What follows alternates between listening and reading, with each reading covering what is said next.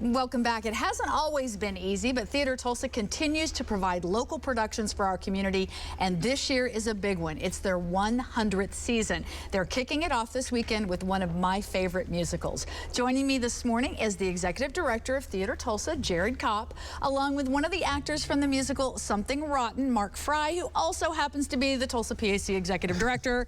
But today we're talking to him as a performer. Great to see you guys, and welcome. Well, thank you for having us. Theatre Tulsa, I remember back in the day when, not 1922, but certainly back in the day, this has been something that's been very critical to Tulsa's history, hasn't it? Oh yes, I mean, I believe it's a very important part of our culture, of our quality of life. You know, it started when two women who were married to these oilmen were transplanted from Boston to Tulsa, and they realized, oh, where's the art? Where's the theater? And they decided to build one. And it's really just grown from there. I have a couple pictures I want to show. Look at this tent picture from back in the day.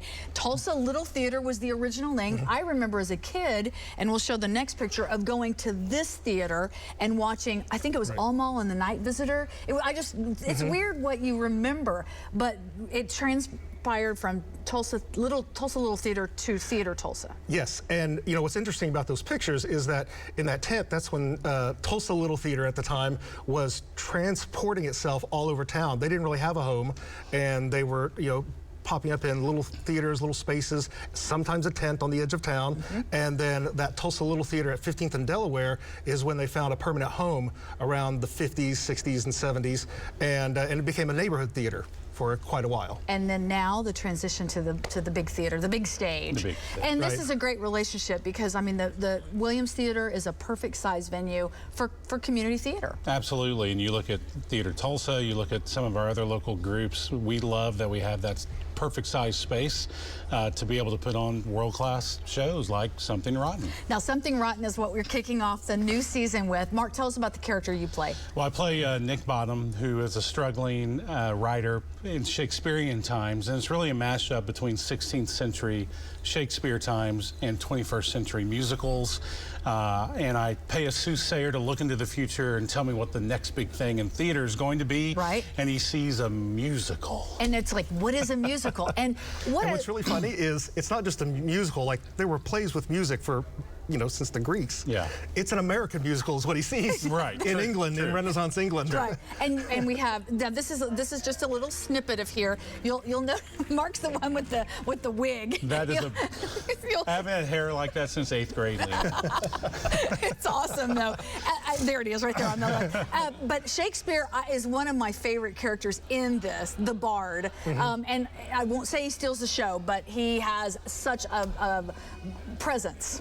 Absolutely, and Sam Briggs does a great job in this character, and I'm a little bit jealous of Sam anyway, and it just works right into the character because he's such a great singer and actor, and we have a great time together. And also he's a rock star, a literal rock star in the show. Which makes it contemporary. It makes it very contemporary. He has a lot of rock star poses, very Freddie Mercury and that kind of thing, and then his bodyguards will do, you'll see Backstreet Boys references in their concerts. His play readings are concerts, you know, with people dancing and everything. What people will love about this, if you love musical theater, this is right up your alley. If you've never even been to a musical, this is kind of an idea of how it could have all come about. Right. This is pretty much a musical for people who love musicals and people who don't really know why musicals are great.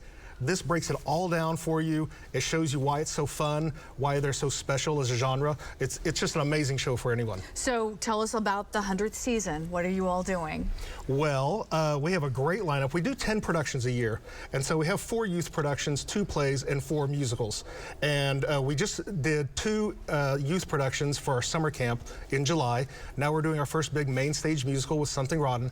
We'll be following things up this year with, we have a production of Little Shop of Horrors in October, which is interesting because we're doing that with a cast made primarily people of color. Rather than the very white-centric shows that you've seen in the past for Little Shop of Horrors. Right. We're doing, for our first straight play, we're doing Our Town, which Theatre Tulsa was the first company to produce Our Town after it came off Broadway back in the day. Oh, I so that's kind of a nod back to our past in that way. Our youth production of Spam-A-Lot is coming up in the fall as well. Wow. And then in January, we'll be doing an all-female production of 1776. followed by American Son, which is our next straight play in February. And then in the spring, we're going to finish things up with our Kinky Boots as our main stage musical. And our final youth production will be, help me out with this. I knew I was asking you to do all 10. I was like, this is not fair at all. You can still get tickets; they're still available. It is 101 Dalmatians. I knew it'd get there. I was vamping. Let me show you. If you want ticket information, we'll post everything you need to know at our website at newson6.com. But we have opportunities for the next 3 weekends, the 12th through the 28th. You'll be able to go to matinees on Sunday. So there are opportunities. It's going to be fun. I can't wait to see the show this weekend. And we'll go to our website, newson6.com. Great to see you.